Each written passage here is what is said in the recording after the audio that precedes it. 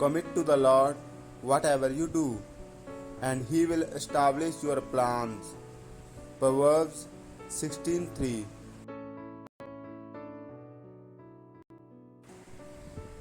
Let's have a thought on the verse. The best chance for success comes when plans are aligned with truth. That means those who submit to God's will and seek Him are in a better position than those who ignore or reject Him.